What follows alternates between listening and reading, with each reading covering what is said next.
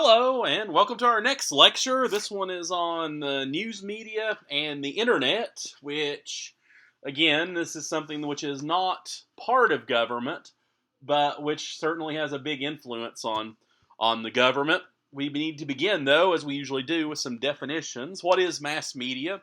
The answer is news sources, TV, the internet, newspapers, radio, whose primary purpose is to provide a large audience with information about the nation and the world. This is a subset of the media. The news media is a subset of this, which has traditionally provided the news of the day. As you know, freedom of the press is protected by the First Amendment to the Constitution. This freedom, though, is not absolute, as we talked about earlier. There are laws against things like libel and obscenity and things like that. But generally speaking, we have very broad First Amendment protection for the news media, which is very important. Media is constantly evolving as well. Once upon a time, news media consisted entirely of newspapers, almost entirely of newspapers, I should say. Then we got radio, then we got TV, now we have the internet. What's coming next? I'm afraid to guess. What's the purpose of the news? The three I's, as it said: informing, investigating, and interpreting. Informing is probably the least controversial role of the media. What it does here, it tells us what's going on. How do we know what's going on in Washington? How do we know what's going on in North Korea or Russia or Finland? We know because news media have reporters there who are covering what's going on. Next is investigating. This is a little more controversial because here media serve a role as a watchdog. They go deeper than what we can see happening and investigate what's going on beneath the surface. Things like the Watergate investigation by Woodward and Bernstein, which ultimately exposed that, would be an example of investigating. Last, and probably the most controversial role, is going to be interpreting. What's really going on? And this is where media often gets accused of bias. If you watch the news today, cable news especially, you'll see that a good chunk of it, probably 80% or more of it's interpretive. In other words, pundits just telling us what's going on. If you watch the State of the Union address, the president will speak for an hour or so, give or take, and then we'll have 2 or 3 hours of pundits telling us what the president just said because we're too stupid to figure it out, to listen and know what is for ourselves. Before 1960, vast majority of news was descriptive. It would have fallen into the informing category. Today, over 80% of it's interpretive. So there's been a big shift towards that. Part of this is due to the fact that we have cable news and a 24-hour news cycle. In 1960, you had the three networks, and they gave you 30 minutes of news per day. Now we have 3 cable news networks, or actually more than that, which give us 24-hour coverage, so a lot of time to fill. And there's not really enough news, typically, that people are interested in to fill 24 hours, so we just cycle through the same news over and over again. The difference is we get pundits who tell us their views and interpret it for us. We talk about the law and the free press, like I said, protected by the First Amendment. Benjamin Franklin said this about the press, quote, "Printers are educated in the belief that when men differ in opinion, both sides ought equally have the advantage of being heard by the public, and then when truth and error have fair play, the former is always an overmatch for the latter. Hence, printers cheerfully serve all contending writers that pay them well without regard on which side they are of the question in dispute." Thomas Jefferson said, "Nothing can be believed which is seen in a newspaper. Truth itself becomes suspicious by being put into that polluted vehicle." Worth mentioning, though, although Jefferson had a negative view of many newspapers, he was an advocate for freedom of the press. So, a couple things. Governments can restrict what governments publish. They can exercise what's called prior restraint, but only in very rare cases. The Neer versus Minnesota case in 1931 found that the Supreme Court found that the government can stop printing of a story in extremely rare cases if it involves the publication of sensitive material. About probably the best examples of this would be if a news outlet published, say, troop locations on the battlefield while the battle is going on or before it happens. Then a situation like that can get people killed. So whoever published that could be held criminally responsible for it. Or if a reporter, say, got a hold of the names of all our undercover CIA operatives, or maybe, got criminal informants even in the United States and published their names, obviously a lot of them are going to get killed if that happens. And in a situation like that, the reporter could be held criminally responsible. But this is very rare. Just publishing a classified document by itself is usually protected. The only way someone can be punished for that is if it can be shown that publication of it caused actual harm to actual people. So, publishing classified documents by itself is not a crime. The person who will get in trouble for that will not typically be the reporter. It'll be the person who leaked it to the reporter. Libel, there's a restriction here. If you publish false or damaging statements about another person, you can be held liable for that, typically monetarily. There must be, though, proof of actual malice. In other words, the publisher had to know the material was false, or they acted with a, quote, reckless disregard for accuracy. So that goes back to the New York Times versus Sullivan case in 1964. 1971, going back to the classified documents, the Pentagon Papers were published by the New York Times, but before they were published, the Nixon administration sued to try to block their publication. And ultimately, the Supreme Court ruled in the New York Times' favor, and they were published. The Pentagon Papers showed that Lyndon Johnson had lied about what was going on in the Vietnam War.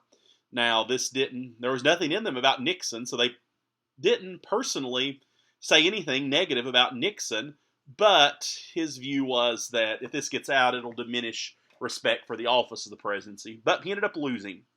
All electronic media is regulated by the Federal Communications Commission. One of the reasons for this is because electronic material is not in the First Amendment. It's generally seen as protected by the First Amendment, but the theory is that the public airwaves, which is what they broadcast over, are owned by the public, so therefore the public has the authority to regulate them through this agency called the FCC. It's also designed to reduce concentration of media ownership. In other words, keep one person or corporation from owning all the media. Because then that can be used to skew coverage and things like that. Oh, look at this picture. Anybody recognize this? This gentleman is a guy named Bud Dwyer. He was treasurer of the great state of Pennsylvania in the 1980s. He had been convicted of corruption. I can't remember the specific charges. And sentenced to, I think, 40 years in prison. As you can tell from the picture, 40-year sentence is probably going to be a life sentence for him, because he's already no spring chicken. So he gives a press conference in which he, after he's convicted, in which he rails against these charges, proclaims his innocence, compares himself to Job.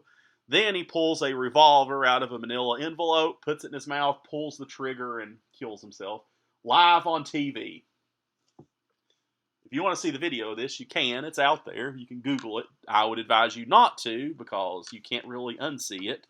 It's pretty horrible to watch, but it's out there. And you can also, I haven't gone back and watched it because I don't want to see, but apparently you can hear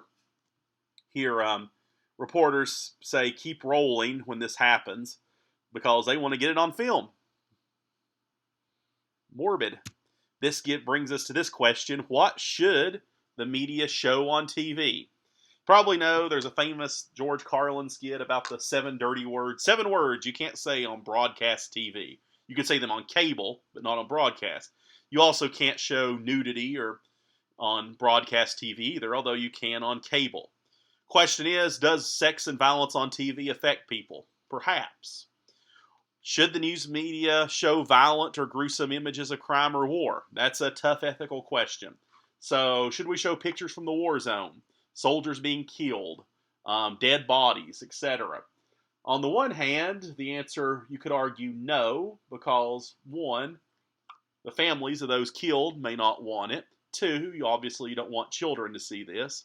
On the other hand, you should argue they should, because this is what war is. And if we're going to conduct a war, we need to be clear-eyed about what we're doing. If we understand how horrible war is, we will only resort to war when it's absolutely necessary, right? Whereas if we sanitize it, we may be a little too gung-ho about sending other people off to fight and die. So you can make an argument either way. Back during the Iraq War in 2003, the Knoxville News-Sentinel was criticized because they showed the picture, and they ran a picture in their newspaper of a American soldier who had been killed in Iraq, and his body was hung from a bridge. I remember that was controversial and disturbing. And again, their argument was, our job is to report on what's going on. That happened. The public needs to know what's going on. And I think you could make a pretty strong argument for them. Terrorism in the press. We got to talk about this too. Of course, you run into some problems here. One is, does widespread press coverage encourage terrorist acts and school shootings? The answer is probably it does. We know, there's no shortage of school shooters who make videos of themselves and want to be seen on TV, want to die and be famous. Groups like ISIS or Al-Qaeda before them will conduct beheadings live on TV or film videos and post them online for people to see. Does the coverage encourage this? It probably does. But this is a tough call for media, because your job is to report what's going on. That is actually what's going on. You can't just ignore reality because it might encourage people to do bad things. So there's kind of a delicate balancing act here. I don't really know exactly what the answer is. I do know that high-speed chases, covering them, is probably not a good idea because it encourages more high-speed chases, and there's really no public interest being served by showing a high-speed chase unless you happen to be in the vicinity of where the chase is. And even in that case, you wouldn't actually have to show it. You could just have someone come on and say, hey, get off I-40 and Roane County because there's a high-speed chase going on. But live coverage, you're flipping channels, you see a live chase going on, you stop and watch it, and that's what it's all about, getting people to watch. A more interesting ethical dilemma would be this. You might have heard of the Unabomber. His real name was Ted Kaczynski, and he was a domestic terrorist. He was a Luddite, which means he hated technology, or hates technology. I believe he's still alive and in prison. But for about 18 years, nobody knew who he was. He would send pipe bombs or plant pipe bombs at airports and at universities and at computer companies, again, because he hated technology. I think he killed 2 people and permanently disabled several others. But nobody knew who he was. He was very, very secret. The term Unabomber came from UN is from university, A is from airport, so university airport bomber, Unabomber. He typed up a manifesto and sent it to the New York Times and offered them a deal. He said, if you publish this manifesto in your newspaper, I will stop the attacks. How would you like to have to make a call on that? Should you publish it? Well, if you don't, and he continues the attacks, is there blood on your hands at that point? If you do publish it, though, every crazy in the country with an agenda is going to try to take advantage of this. Of course, you don't know necessarily that you can trust him. You might publish it and he might continue the attacks anyway. We don't no reason to believe he's particularly trustworthy. The bottom line is they ended up publishing it, and because they published it, he got caught. I think his brother, if I recall correctly, recognized some sayings and some of the phrases that Ted Kaczynski used and was able to identify him from that. So I suspect the FBI may have noticed that there was some.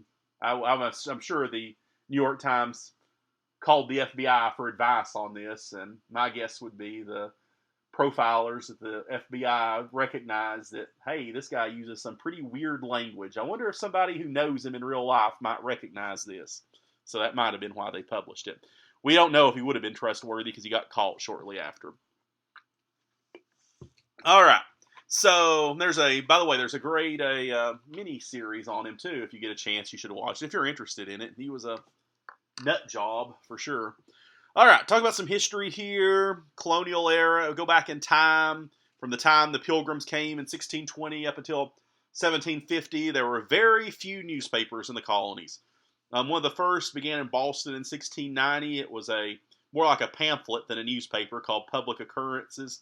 Little circulation. There were a few printing presses in the colonies, I should say, in America, and there was no freedom of the press. If you published articles criticizing the government, you could and would be thrown in jail. This started to change in 1734 with a guy named John Peter Zenger. He wrote an article that was critical of the governor of New York and published it in the New York Weekly Journal. He was arrested for this, put in jail, and put on trial. He, though, argued that, yeah, I published that, I said it, but you should acquit me because what I said was true. And guess what? He won his case. Jury agreed with him, and he was acquitted because what he said was true. And this set a precedent that's still with us to this day. An absolute defense against slander and libel is truth. So if you say something horrible about somebody, if it is true, you have the right to say it. You cannot be held criminally responsible for it. In the 1730s, also, a guy you might have heard of named Benjamin Franklin starts the Philadelphia Gazette. Franklin's view was that newspapers should educate the public, so his Gazette included high-minded articles about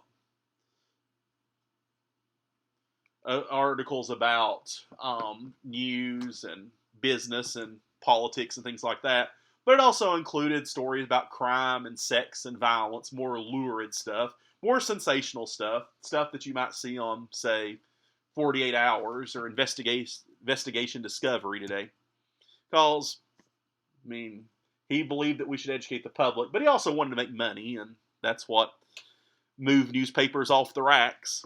All right, mid to late 1700s, we get the next era of the media, and that is called the Founding Era. The growth of newspapers coincided with tensions with Britain. So, think about this. There's lots more controversy, lots more criticism of the British.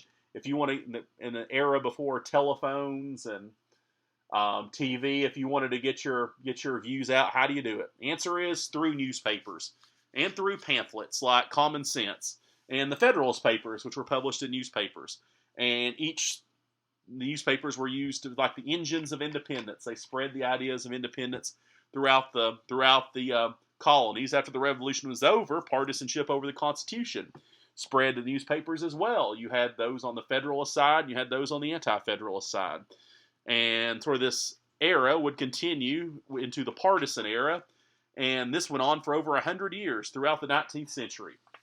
You think the media are biased today? And I say media are instead of media is. I know it sounds like it should be is, but media is actually plural, so are is the correct word. But if you think the media are biased today, and they are, it's probably even worse in the 19th century.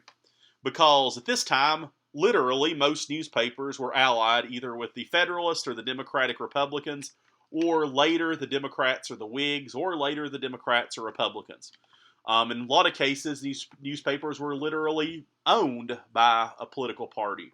So if you're reading a newspaper that's owned by a political party, do you expect it to give you fair and impartial coverage? The answer is probably not. They're more like propaganda than actual what we would think of today as news. And a lot of the rhetoric in these papers was pretty brutal. Washington was attacked in some Democratic Republican papers. George Washington, I should say. He was accused of destroying the country with Jay's Treaty. One article accused him of having been a British agent during the American Revolution. John Adams was attacked, called a liar, a hermaphrodite by News. In response to this, he signed the Sedition Act, which made it illegal to publish any false, scandalous, or malicious writing against about the federal government. Jefferson later would oversee the repeal of this. Jefferson was similarly vilified, though, by the Federalist newspapers. He was accused of being the Antichrist. So that charge goes back almost to the beginning of the country. He was also accused of being a womanizer and fathering a child with a slave he owned named Sally Hemings, which probably is true. This continued throughout the 19th century as papers allied with parties. Newspapers exploded beginning in the 1830s with the penny press. That made it much cheaper to produce newspapers. So the price of newspapers went down to the point where a single newspaper could be published for almost nothing. That allowed newspaper companies to sell papers for almost nothing and make their money instead by selling ad space. So the business model for newspapers was, we want to make it as cheaply as possible, sell it at as low a price as possible, because that increases circulation. And the higher the circulation is, the more we can charge for ad space. This is roughly the same model, that cable news use today. More people watching means we can charge more for ad space, and that's how we make our money. So this news model is still kind of with us. All right. Circulation grew dramatically between 1870 and 1900. Part of this, too, is because more Americans are literate by the end of the 19th century as well. All right, we got to talk about the era of what's called yellow journalism. So you might have heard of the Spanish-American War. It began when the warship the Maine exploded in Havana Harbor off the coast of Cuba. Why did it explode? Answer is, we don't know. Not even today. May have hit a Spanish landmine, may have been a problem in the boiler room, may have been something else. We don't know. Look at this headline from the New York Journal. Destruction of the warship Maine was the work of an enemy. Assistant Secretary Roosevelt convinced the explosion of the warship was not accidental. Naval officers think the Maine was destroyed by a Spanish mine. $50,000 reward for the tech. Oh, I can't really read it, but whoever carried this out. Who destroyed the Maine? From these headlines, would you think there was any question that the Spanish blew up the Maine? Nope. The newspapers, particularly those that were owned by a guy named William Randolph Hearst, beat the drums for war. Patriotism, nationalism. Why? Sells papers. This is kind of cynical, isn't it? But what happens to newspaper circulation when there's a war? It goes way up, which means you can charge more money. Therefore, if you're in the newspaper business, or today the cable news business, war is good for your bottom line. And if you're super cynical about it, as William Randolph Hearst was, maybe you should use your newspapers to encourage war to increase circulation so you can make more money. There's a famous line often attributed to him. It's actually from the movie Casablanca, which, by the way, Citizen Kane and I'm sorry, I said that wrong. Citizen Kane, not Casablanca. It's from Citizen Kane. And by the way, the star of it, named Kane, is actually based on William Randolph Hearst. He sends a reporter to Cuba before the warship explodes, a photographer. And the photographer's response is, "Why are you sending me to Cuba? There's nothing going on there." And Hearst's response is, "Well, you supply the pictures, I'll supply the war." Well, that's pretty cynical, right? Wasn't until the 20th century that we get the ideal that journalism should be unbiased, that reporters shouldn't state their opinions, they should be neutral. Wasn't until the 20th century that reporting becomes a serious profession with real ethics for reporting.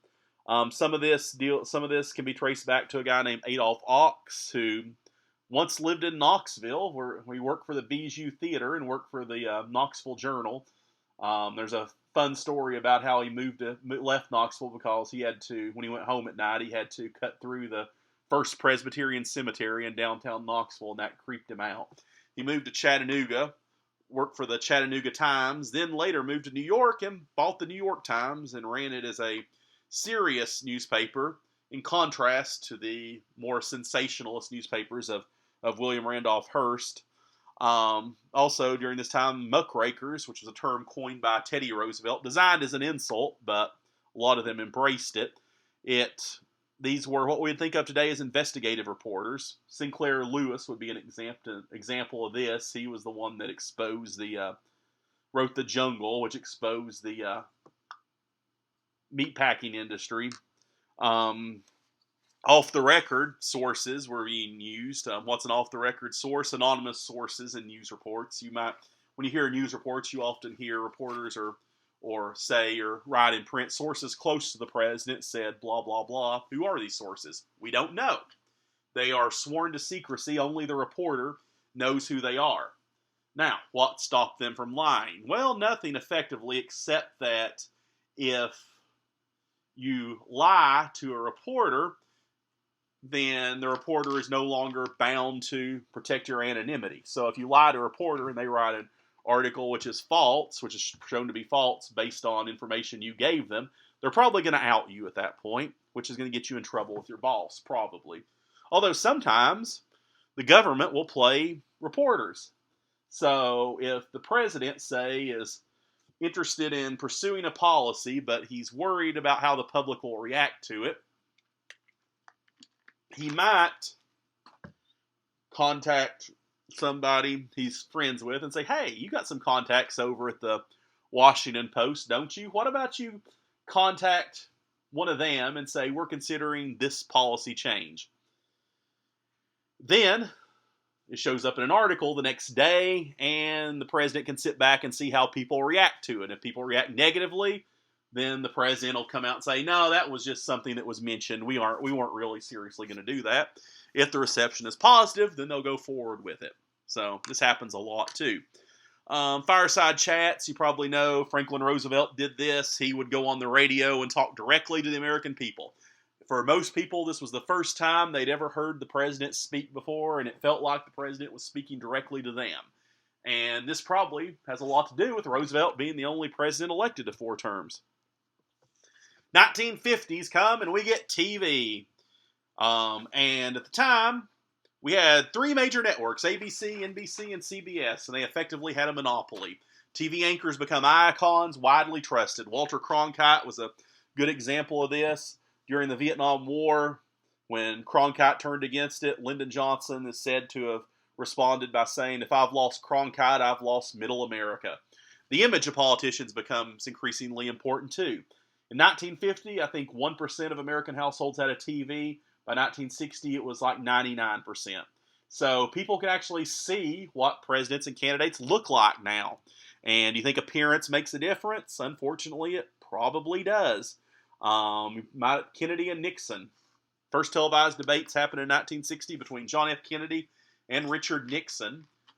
Nixon had been vice president for 8 years. He was the heir apparent to Dwight Eisenhower, who was a popular 2-term president. He was much more well-known than Kennedy. He was ahead in the polls before the debates, and he was the favorite to win. But he agreed to do a series of debates with Kennedy live on TV. And people who heard the debates on the radio, polls indicated, believed that Nixon won. But people who saw it on TV believed Kennedy won. Why? Because Kennedy just looked better. Nixon refused to wear makeup on TV. He also had 5 o'clock shadow. He was not a particularly attractive man to begin with. And he had been sick. I believe he'd had the fever, and had the flu, and his fever was breaking, which caused him to be kind of sweaty. And he had shifty eyes, people said. Kennedy is very well spoken, very articulate, seems younger, much more attractive. He came across better on TV. Probably won the 1960 election because of that. Is that really how we should be choosing our presidents? Nope. But that is how it is. Do you think someone who's ugly could get elected president? Particularly a woman who's considered unattractive. What about, there's different standards, there's a double standard.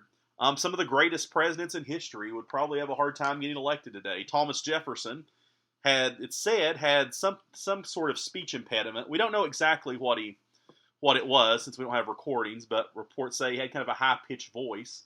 And also, Jefferson was, I think, about 6 feet 3 inches tall. So, a high pitched voice and a big body type like that kind of don't go together very well. So he would probably be made fun of for that media today. He might not be able to win because of that. Abraham Lincoln, 6 feet 5 inches tall, 140 pounds, had a shrunken face, unattractive. Think he could get elected?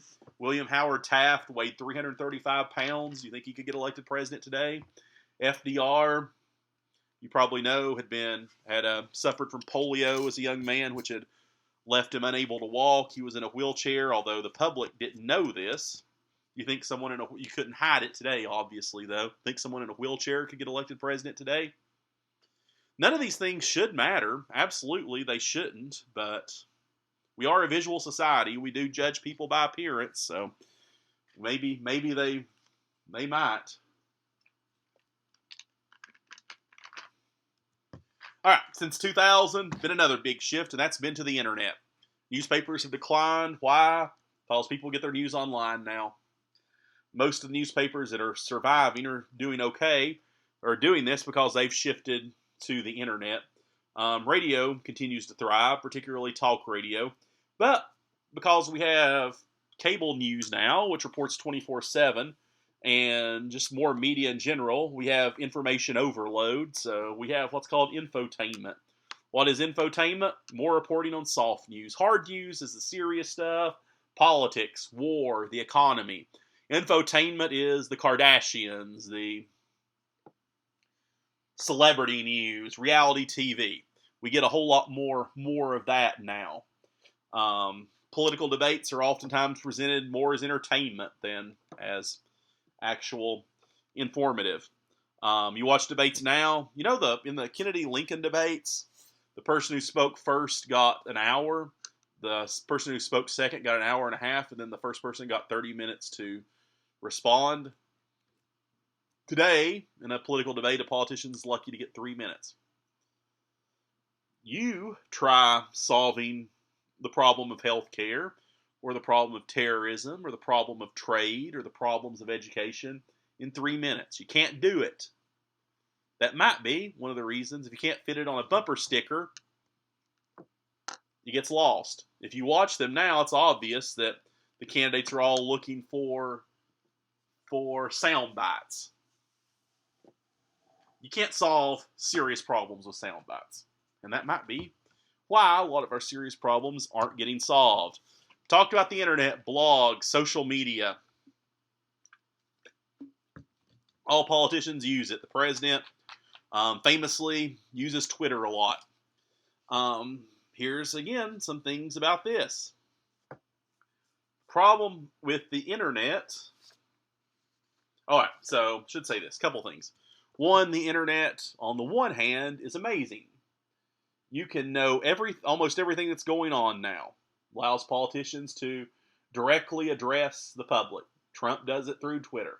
You can also go online, read every bill that's being debated. You can follow live what's happening in Congress. You can follow news from anywhere in the world. There is more information available to us than any humans who've ever lived on planet Earth. So we should be the most well-informed humans have ever lived, right? Right? But we're probably not. Because the internet also allows for the spread of misinformation or disinformation. In other words, mistakes or purposeful propaganda. You see this all the time. If you've been on social media, you all have friends who share stuff, news articles, quote articles, which are obviously not true, or memes that you can tell just instantly looking at are not true. Yet they believe it.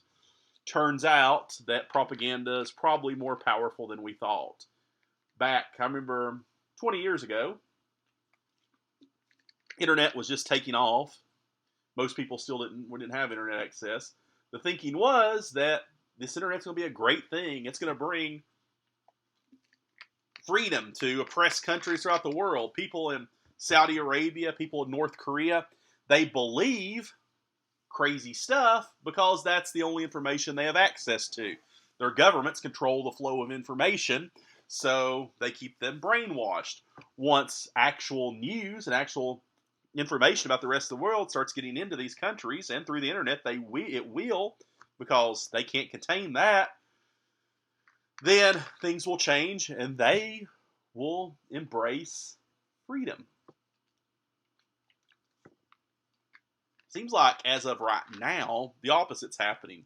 Instead, propaganda has spread actually from oppressive places to free places. And the Americans and probably people everywhere in the world are far more susceptible to propaganda than we imagine. Like, remember what Franklin said about when the truth and error have fair play, the truth always wins? I think the internet is showing us that that's not necessarily the case. People will oftentimes take comforting lies over harsh truth. And that's something that we're going to have to deal with as a society, and I don't know what the answer is. All right. So, does the media impact, how do the media, I should say, impact public perception of politics? How trusted are the media? How are our views influenced by the media? These are just questions you can think about.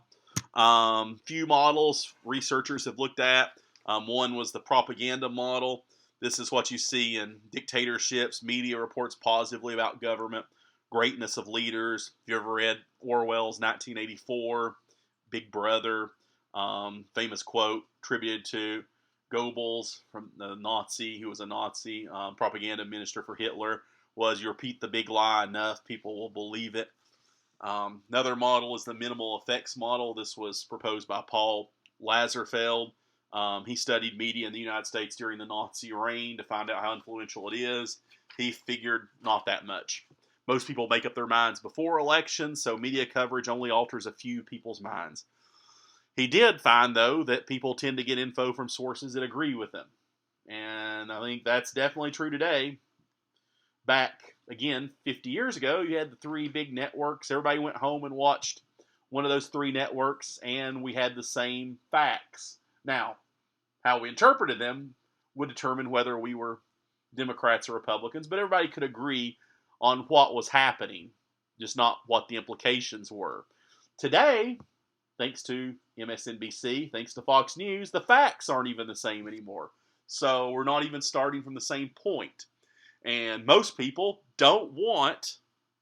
unfortunately, don't want unbiased, impartial news. They want news sources that tell them what they want to hear.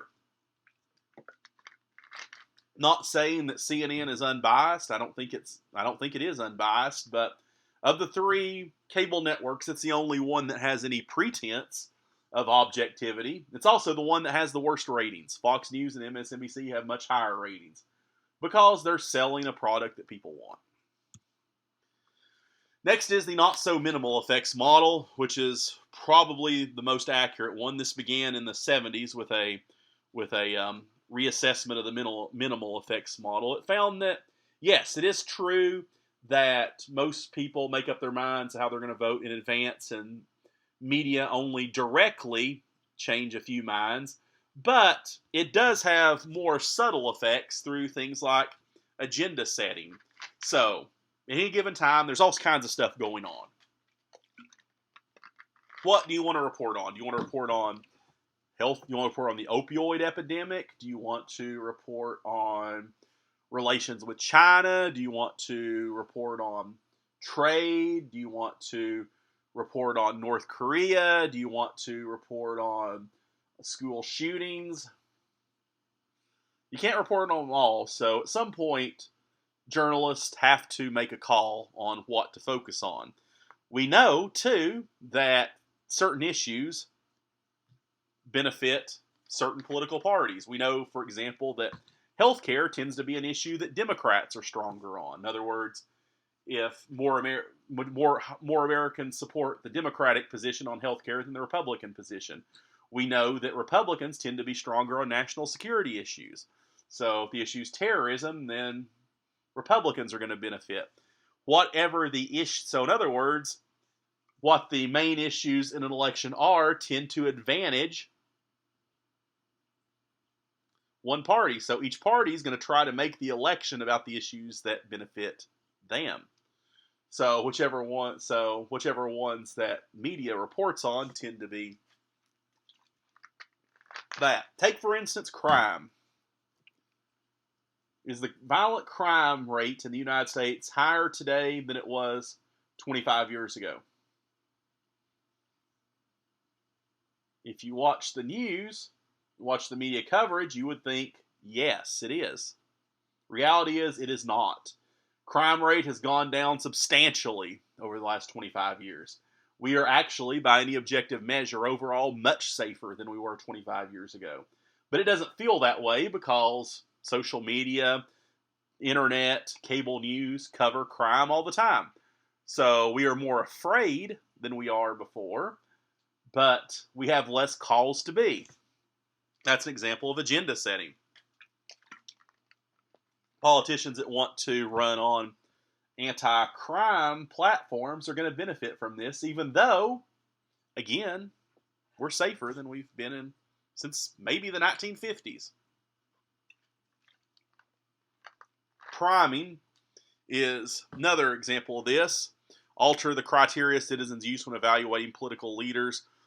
This is an example of what issues do media focus on. Again, since certain issues benefit Republicans and other issues benefit Democrats, this can affect the outcome. Finally, framing, how issues are presented. How do you present, say, immigration? Is it a national security issue or is it a human rights issue? The answer is it's both. But if you look at it as a national security issue, you're going to have less sympathy for illegal immigration than illegal immigrants. If you do it as a look at it as a human rights issue, you're going to have more sympathy for illegal immigrants. See what I did there?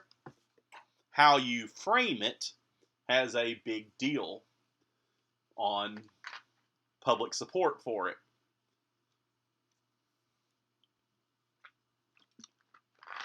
How well do you think the media do? Are they biased? Do they present important stories or fluff? Like I said before, I think most people don't want objective news. They want a news that agrees with them. And the ratings bear that out. Now, there are a couple things. One, we tend to talk about the media as this monolithic thing. In reality, media consists of thousands, millions of sources today. There are some great sources out there. In fact, in some ways, this is a golden age of media because there are better sources available to us than have ever been available in human history. It's also, at the same time, dark age of media because there's more terrible sources available to us than there ever have been before. What the problem is we have to figure out which is which. And nobody's perfect at this. I've fallen for fake stuff before too. Nobody's perfect. People do that. But if you have the ability to evaluate based on at least some objectivity, then you're going to be more likely to find the good sources and the bad. Bottom line, though, if you want to talk about bias, though, the biggest bias in media is the bottom line. It's a business. Newspapers, cable news, internet sources, they all exist to make money. Newspapers, they exist to sell ad space at the highest rate. Cable news exists to sell commercials at the highest rate. Internet sources exist to sell ad space on their website at the highest rate. The more hits, the more viewers, the more readers they get, the more they're going to be able to charge. So the bottom line is they want to make money. There is, like, Fox News and MSNBC are not there, like, I think that the people who own these networks want to make money. I think if MSNBC became convinced that they'd make more money as a conservative network, they would change tomorrow. I think Fox News, if they figured out they could make more money as a liberal network, they would change tomorrow because it's money. Press is a target. Often gets criticized. Some of it deserved, for sure. Of course, the president has been a frequent critic of the media. Some criticism is warranted. I use some examples here of media miscues. One would be this guy named Jason Blair, who was a reporter for the New York Times, who was making up stories. Richard Jewell's another, even a more unfortunate case. He was a security guard at Atlanta at the time of the Atlanta Olympics, and a pipe bomb blew up there and killed one or two people, I think. Richard Jewell was a security guard. He noticed an unattended backpack, though, and he'd evacuated the area where the bomb was, and in doing so, probably saved dozens of people's lives. But the FBI, which is actually common procedure, investigated him at first because, you have to eliminate the same reason that you would investigate if someone's murdered. You investigate the spouse first. But this got out and the media reported it and basically convicted him of having set the bomb himself and detonated it to make himself look good, make himself a hero. They reported all kinds of things about him, like he was 40 years old and lived with his mother. Like, who cares? Like, somebody who lives with their mom can't save people. He also didn't do very well on TV. He kind of had a little overweight, had kind of a red face, which, again, why would he do well on TV? He was a security guard, not an actor, but, turns out, nope, he didn't do it. Eric Rudolph did it. Richard Jewell really was a hero, but he had his life ruined, which is unfortunate. So, going back to what I was wanting to get at before, we have more choice in media than we've ever had in history. There are great sources out there. Go out and find them.